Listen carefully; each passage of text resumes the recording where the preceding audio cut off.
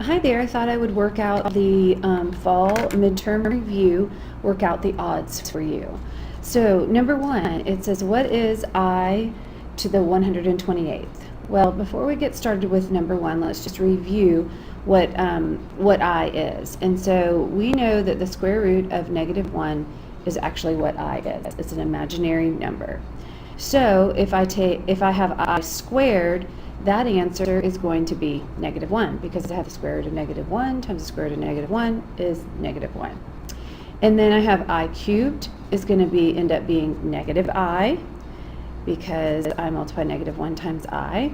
And then I to the fourth is going to be -1 times -1, which is +1. So in this case, I have I to the 128th. So I take my exponent and I divide it by 4 because every fourth I have, it's equal to 1. So I can see that it goes in, 4 goes into 12 3 times, and then I bring down the 8. So 4 goes into 8 2 times. So it goes in there evenly with no denominators whatsoever. So I to the 128th is just going to be 1. Now, if I had I to the 129th and I had one remainder, my answer would be I. I to the first is 1. If I had a remainder of 2, your answer would be -1. If I had a remainder of 3, it would be -I, and then 4, well, if it divides evenly by 4, your answer will always be 1. So the answer is 1. Number 3, let's look at number 3. And first thing, and the most missed problem about these is the fact that you guys don't see that there's an addition sign here. There's an addition sign in the middle of the two parentheses. It means to add the two quantities. And so at this point, I'm just combining like terms. So I have 4 minus 5i, and I'm going to add 6 minus 6i. So I have some like terms that I'm going to show by boxing up. And so I have 4 plus 6 is 10. And then I have -5i and -11i, and when I combine those, -6i, when I combine those, it's going to be -11i. So my answer to number 3 is A. Number 5, I love number 5, but when you guys were doing the review yesterday, people forgot how to divide. And you have to remember that your whole goal is to have no i's in the denominator. So my problem looks like this.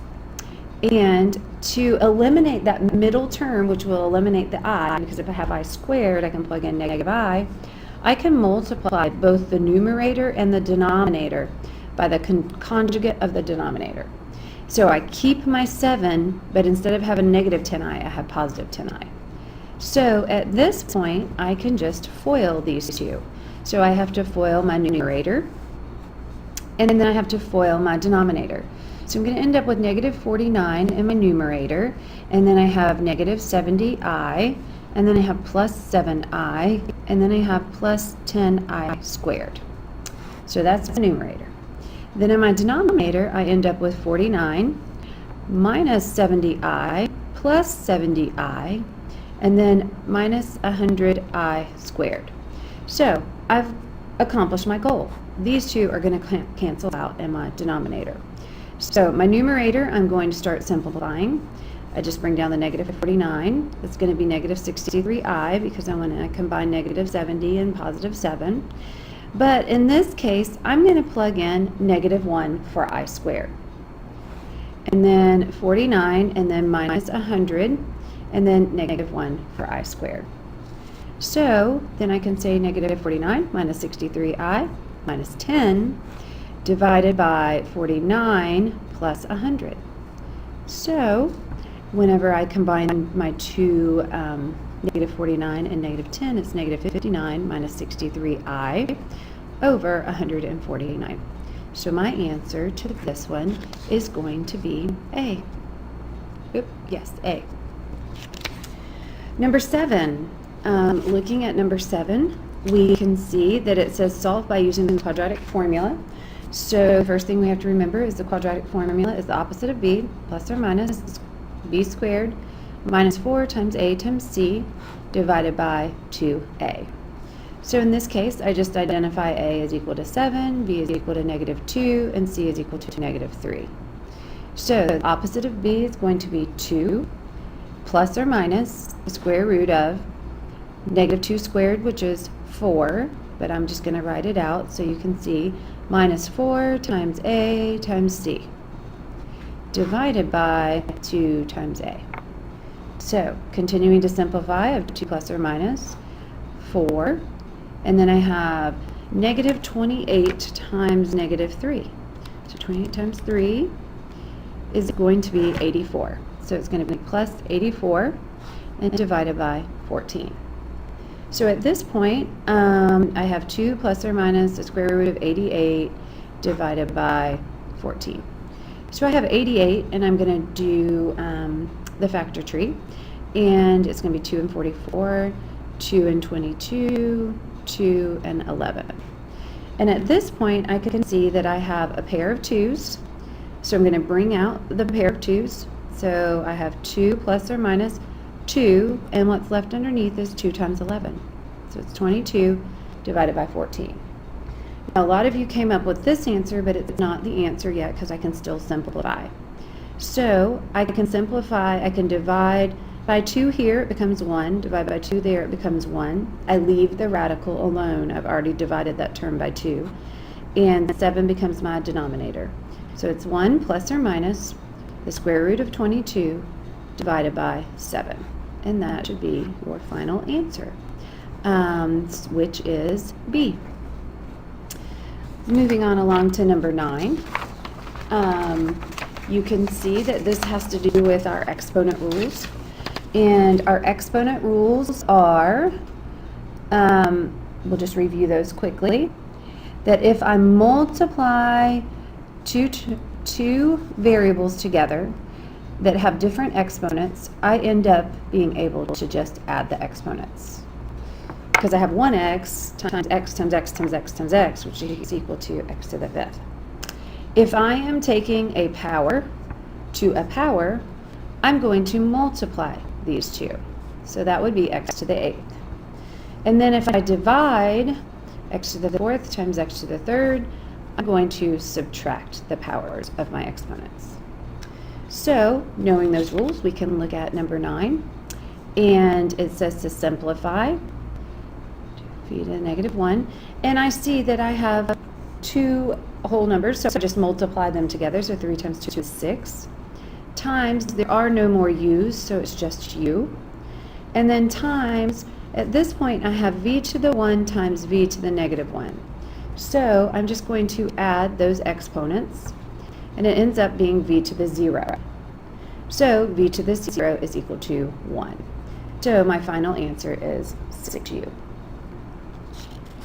Number 11, it asks you to simplify, and again, you just have to identify that this is a subtraction sign in between the two polynomials, so I need to distribute. And my new polynomials look like 3x squared minus 7x to the 4th plus 2x to the 3rd minus 7x squared minus 7 plus 2x to the 3rd. And at this point, I'm just combining like terms. And I'm going to start with my highest degree because I'm going to end up writing it in standard form. So here, I don't have any more x to the 4th, so just bring it down and cross it out. My next one that I look for is x to the 3rd, and I have 2x to the 3rd plus 2x to the 3rd, which is 4x to the 3rd. And then when I'm done, I cross them out.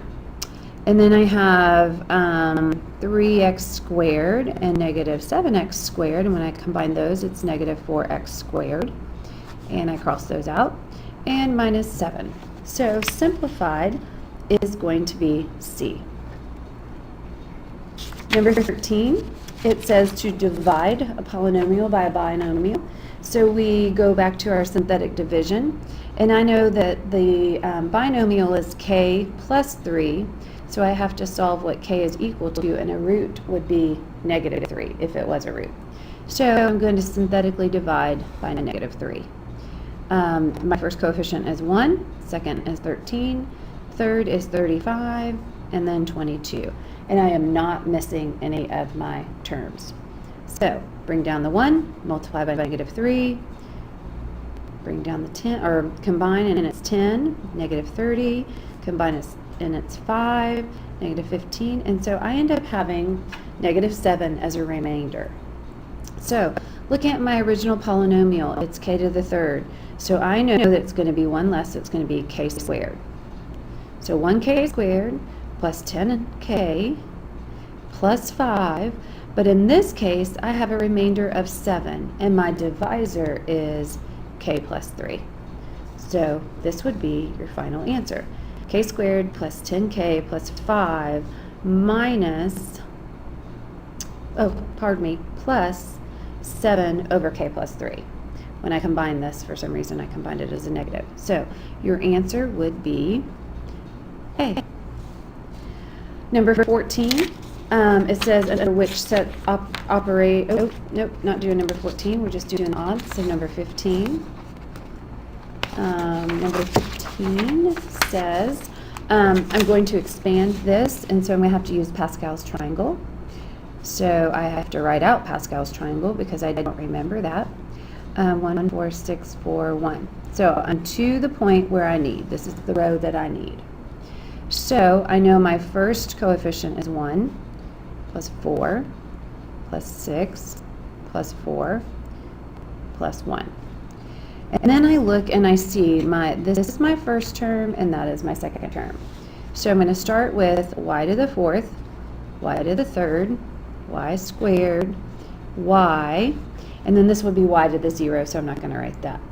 And then I'm going to start over here at the other side, and I'm going to say 2 to the fourth, 2 to the third, 2 to the second, 2 to the first, and then it will be 2 to the 0, which is 1. So my final answer is y to the fourth, plus 2 to the first power is just 2, so that would be 8y cubed, plus 2 squared is 4, so 4 times 6 is 24y squared. 2 to the third is 8, so 8 times 4 is 32y. And then 2 to the fourth is going to be 16, so it's going to be plus 16. So looking at the possibilities of my answers, it looks like B would be my final answer. The next one is evaluate each function at the given value.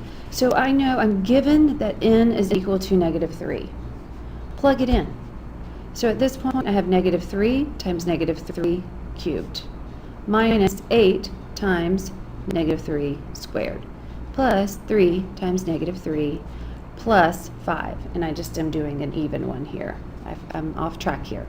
So at this point I have negative 3 to the third power is negative 27, and negative 3 times negative 27 is 81, minus 3 squared is 9, and 9 times 8 is 72. And then I have 3 times 3 is negative 9 plus 5. So at this point I'm just adding, combining 9 minus 9 plus 5, and so my final answer is 5. So you got a freebie there. Number 17, moving along. It says factor completely. And I have 4 terms, so I'm going to think, okay, I can factor by grouping or something else, or maybe I even have to use a synthetic division or use my calculator to find a factor. But I'm going to try factor by grouping first, because that's kind of the easiest and the least steps involved. So I'm going to kind of split this in half, and I'm going to see what do I have in common here. And I know that both of these terms have a 2 in common, and they have an r squared. So when I factor out 2r squared, it's going to be 4r plus 1. Then looking here, I have a negative as the leading, so I'm going to factor out a negative 1 because there isn't anything else. And so that leaves 4r plus 1. And you can see that these two terms have in common 4r plus 1, so I'm going to factor that out. And then I'm left with 2r squared minus 1. So I look here and I cannot factor this any further, so let's see what I have. When I factor out a 2, I'm left with 4. Okay, so we have 2r squared minus 1 times 4r plus 1. So my answer would be B. Number 19, it says state all the rational zeros for the function. This is where I have to use the rational root theorem, which is p divided by q. 30x squared minus 26x plus 5. P is going to be my constant, and Q will be my coefficient. So I'm going to list my factors of P, positive or negative 1, positive or negative 5. List my factors of Q, positive or negative 1, positive or negative 3, and positive or negative 5. And then I have to find the combinations. So my first combination looks like I'm just going to have P divided by Q is going to be positive or negative 1, positive or negative 1/3, and positive or negative 1/5. And my second one is going to be positive or negative 5, positive or negative 5/3, and then positive or negative 1 again. So we have positive or negative 1, we have positive or negative 5, positive or negative 1/3. Nope, that doesn't look like that is, oh, I'm sorry, that's going to be a 9 there. Excuse me. So here I need to go, this would be positive or negative 1/9, and this would be positive or negative 5/9. Okay, so then I need to find my rational zeros. So at this point I have my possibilities, it looks like are going to be positive or negative. My possibilities are going to be this, and then my rational zeros end up being 1/3, because that's the only one that lists all my possible rational zeros. And then the last one I don't think we have to do, and that is all of the odds worked out for you, and hopefully that will help you.